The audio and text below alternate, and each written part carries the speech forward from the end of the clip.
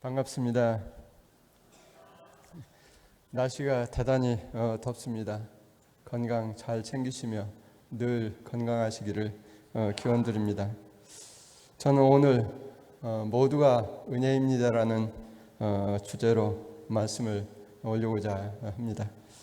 10여 년 전에 이 자리에서 이 주제로 말씀을 올린 적이 있고, 또 학교 강의에서는 반복해서 이 내용을 강의를 하고 있고, 또 기회 있을 때마다 한 얘기입니다만은 오늘 좀 정리를 해서 마무리를 한번 제 나름대로 지어보고 싶어서 이 주제를 잡았습니다. 첫째, 어떤 종교는 존재 고를 주장합니다. 그래서 세상은 고해라고 합니다. 고의 바다라고 보죠. 그래서 그 고 문제를 해결하려고 노력을 많이 하죠. 다른 종교는 존재 자체가 죄라고 주장합니다. 인생은 원죄를 짊어지고 태어났다고 보고, 그래서 늘 회개하라고 주장합니다. 그렇다면 우리 원불교는 존재의 본질을 어떻게 보아야 하는가?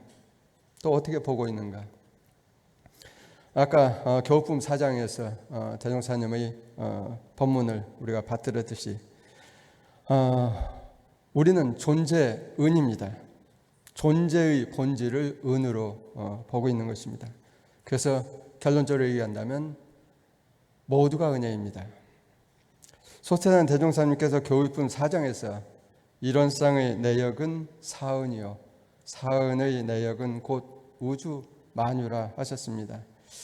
우주 만유는 이론상 진리의 화현이고, 이론상 진리의 본질은 곧 은이라는 말씀입니다.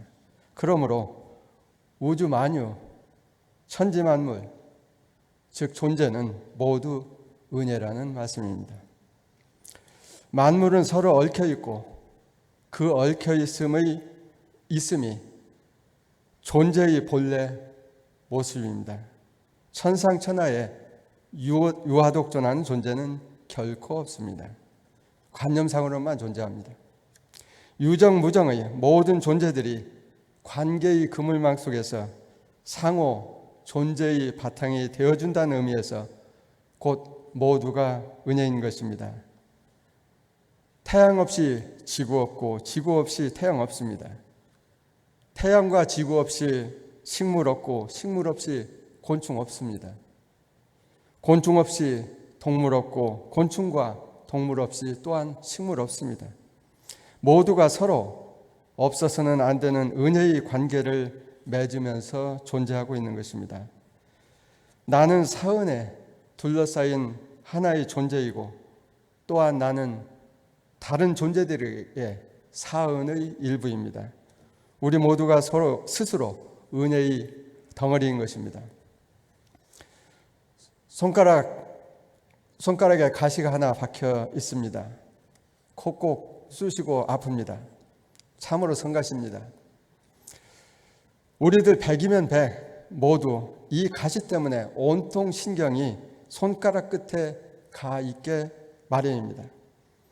나머지 몸 전체, 즉 우리 몸의 99.99%가 건강한데도 우리는 이 0.001%의 불편함에 불평하고 고함 지르며 집착합니다.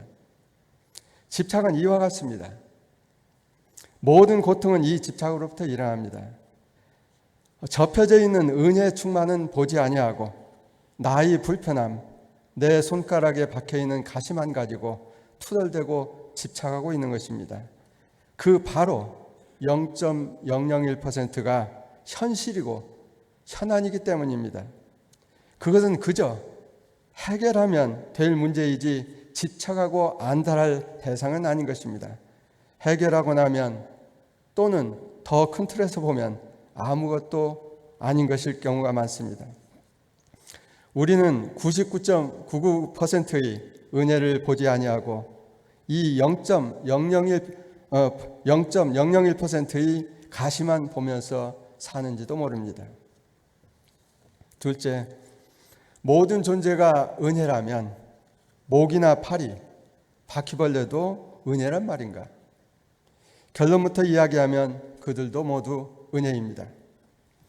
물론 나를 중심으로 그리고 인간을 중심으로 판단한다면 모기와 파리 그리고 바퀴벌레가 은혜라고 할 수는 없죠.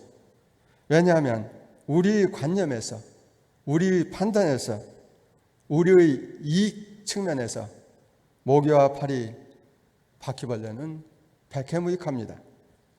그런데 우리 관점, 우리 판단이라는 것이 무엇인가? 그것들은 우리의 이익을 대변합니다.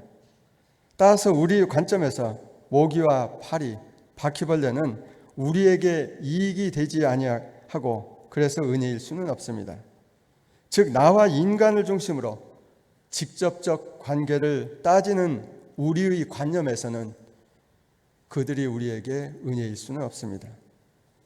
그러나 나와 우리를 내려놓고 있는 그대로 파리와 모기, 바퀴벌레를 놓고 보면 즉 넓은 생태의 그물망 속에서 그들이 맺고 있는 관계를 보면 즉 간접적 관계, 나와의 직접 관계가 아니라 나와 간접적 관계를 놓고 보면 그들은 생태의 그물망 속에서 중요한 고리를 이루고 있다는 사실을 알 수 있습니다. 먹이 사슬의 중요한 고리를 이어주고 있는 것입니다. 그들이 없다고 한다면 생명과 생태의 고리들이 연쇄적으로 무너지게 되어 있습니다. 나와는 직접 관련이 없지만 나를 둘러싸고 있는 생명의 네트워크 속에서 그들은 없어서는 안 되는 소중한 고리를 이루고 있는 것입니다. 세상에는 없어도 되는 존재는 하나도 없습니다. 나를 내려놓고 보면 모두가 소중하고 은혜로운 존재들입니다. 모두가 은혜입니다. 나에게 불편하다고 해서, 내게 징그럽다고 해서, 나에게 해를 끼친다고 해서 그들이 존재론적으로 해는 아닙니다. 불편하다, 징그럽다, 해롭다 하는 것은 우리의 이익에 기반한 나의 관념, 우리의 관념이기 때문입니다. 셋째, 존재의 본질은 은이고 모두가 없어서는 살 수 없는 관계를 맺고 있는데 그러면 해란 무엇인가? 즉 모두가 은혜라고 하면 세상에는 해가 없다는 뜻인가? 세상에 본질적으로 존재론적으로 해는 없다고 봅니다. 그래서 없어도 되는 존재는 없다고 봅니다. 은과 해는 각자의 입장에서 분별하는 것입니다. 나에게 모기는 해이지만 모기가 본질적으로 해는 아닙니다. 모기를 먹고 사는 수많은 곤충들에게 모기는 은혜입니다. 은과 해는 각자의 입장에서 분별하는 것입니다. 전체적 존재론적으로 따지면 모두가 은혜인 것입니다. 또한 은과 해는 동전의 양면과 같습니다. 즉 한 현상의 양쪽 면이며 분별입니다. 예를 들어 보겠습니다. 제가 음식을 먹습니다. 나는 음식에 고마움을 느끼면서 음식을 은혜라고 생각합니다. 그런데 음식의 입장에서는 어떠할까? 음식이라고 부르는 식품 재료들은 대부분 생명들입니다. 생명들이 죽임을 당하여 음식이라는 이름으로 우리 밥상에 오르고 있습니다. 그들의 입장에서 본다면 어떠할까? 해라고 보는 것이 타당할 것입니다. 음식이라는 단일 사건이 내게는 은혜이지만 식재료로 쓰인 다른 생명들에게는 해입니다. 이처럼 같은 사건이 입장에 따라서 누구에는 은으로 해석되고 다른 이에게는 해로 해석되는 것입니다. 은과 해는 객관적 사실 속성이 아니라 처해 있는 입장에서 판단한 것입니다. 갑자의 입장에서 분별하여 나를 중심으로 손익을 계산하고 은혜의 계산을 하고 있는 것입니다.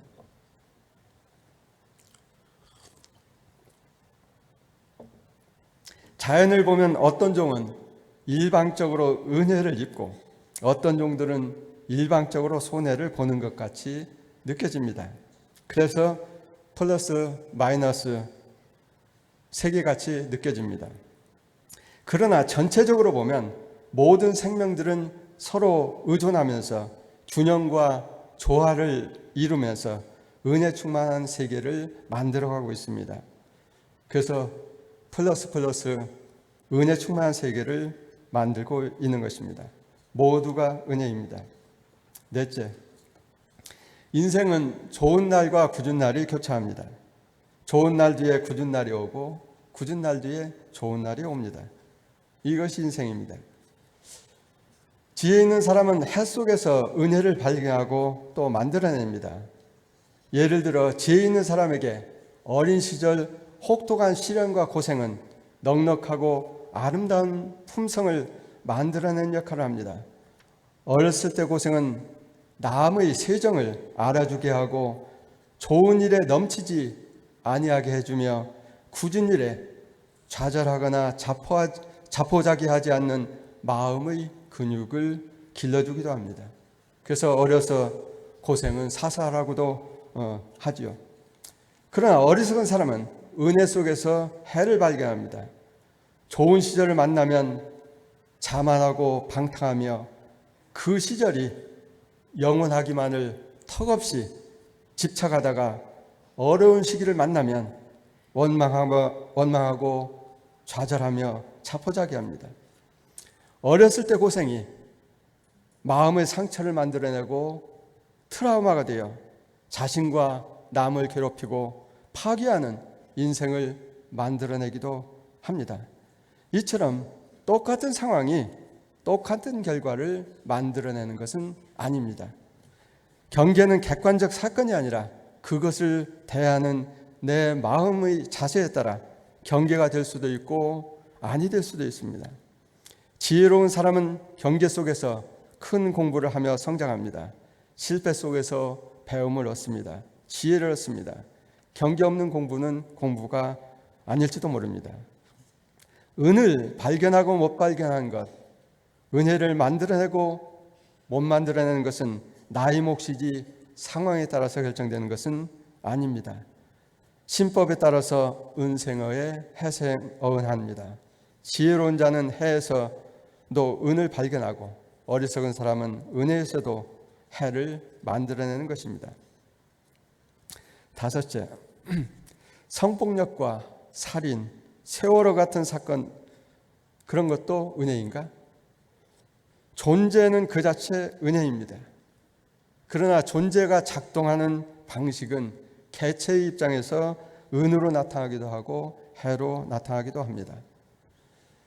예를 들어 태풍은 존재론적으로 은혜입니다.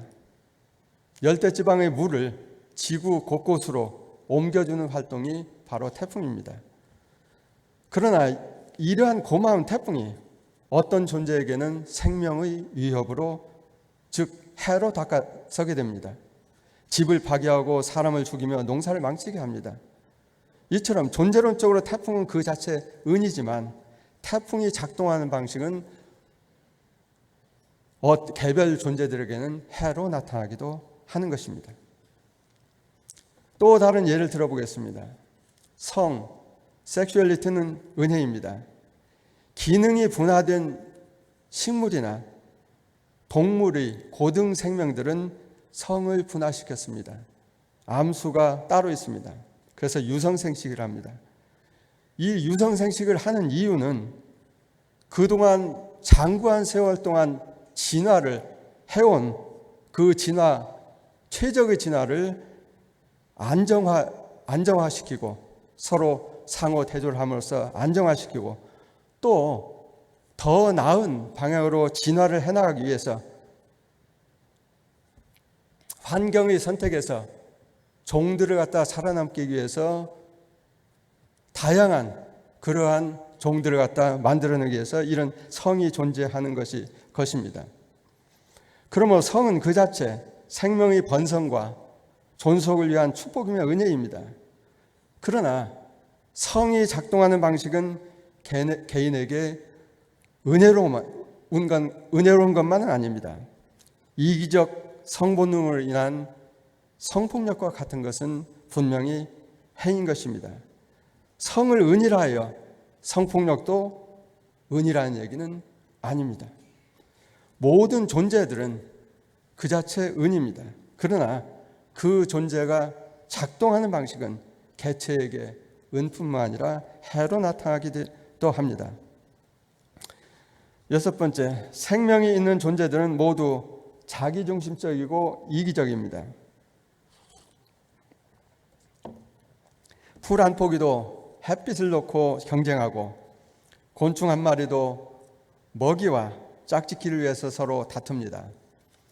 의도적으로 남을 위해서 사는 존재는 없습니다. 모두가 이기적이어서 삶의 장은 온통 이기의 싸움터와 같습니다. 먹이를 위해 피나게 싸우고, 햇볕을 위해 싸우고, 공간을 위해 싸우고, 짝짓기를 위해서 싸웁니다. 이렇게 모든 생명들은 의도적으로 이기적 삶을 살고 있습니다.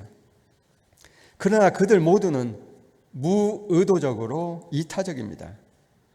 풀 한 포기가 벌레나 초식동물을 위해서 의식적으로 열심히 사는 것은 아닙니다.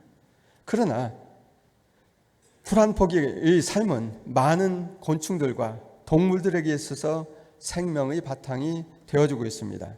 즉 무의도적으로 이타적입니다. 나무 한 그루가 곤충과 동물들을 위해서 사는 것은 아닙니다. 그러나 나무 한 그루가 그 열매와 잎과 수액과 낙엽으로 먹여 살리는 곤충과 동물들은 어마어마합니다. 의도적으로는 자기 삶을 살지만 무의도적으로 그들은 이타적 삶을 사는 것입니다. 모든 생명들은 의도적으로 이기적이며 무의도적으로 이타적입니다. 물고기들이 엄청난 숫자의 알을 낳고 식물들이 엄청난 양의 과일과 씨앗을 맺는 이유는 알고 보면 생태의 그물망 속에서 다른 생명들을 먹여 살리기 위함입니다. 이렇게 모든 생명들은 무의도적으로 이타적입니다. 자연의 존재들은 개체의 이기가 집단적, 전체적 이타로 승화되면서 조화와 균형의 은혜로운 세계를 만들어가고 있습니다. 이기의 충돌이 서로 견제되고 다듬어지면서 전체적으로 조화와 균형의 은혜로운 세계를 만드는 것입니다. 그러면 인간의 이기심은 어떠한가? 다른 생명들처럼 무의도적으로 인간은 의도적으로도 이기적이고 무의도적으로도 이기적입니다. 한때는 인간도 자연의 일부로서 자연의 통제 속에서 균형과 조화, 협동의 일원이었었습니다. 중국 고대 사상가들이 모두 천명과 하늘의 뜻을 강조한 것은 자연 앞에 놓여 있는 인간의 모습을 통찰했기 때문입니다. 그러나 지금으로부터 2,3천 년 전부터 인간이 문명을 이루면서 자연으로부터 이탈하기 시작하였습니다. 급기야 20세기 들어서는 자연으로부터 거의 독립할 정도의 상태에 이르렀습니다. 관념적으로는 인간과 자연은 서로 마치 다른 차원의 다른 세계에 사는 것처럼 행동합니다. 인간은 이제 자연을 죽은 시체 취급하기 시작하고 있습니다. 필요한 것을 찾아내서 이용하다가 버리면 그뿐인 물질 덩어리로 취급하고 있습니다. 각종 기술의 축적은 생명과 생태의 그물망을 위협하기에 이르렀습니다. 무한한 이기를 충족시킬 수 있는 수단을 우리가 갖추기 시작한 것입니다. 2000년대에 출발한 윤리의 핵심은 이기심의 조절이었습니다. 그걸로 그동안 이기적 인간을 다독이며 인간 사회를 유지해 왔는데, 이제는 그러한 윤리로는 사회 및 자연의 파괴를 향해 나아가는 인간의 이기적 욕망을 통제할 수 없는 상황에 놓여 있습니다.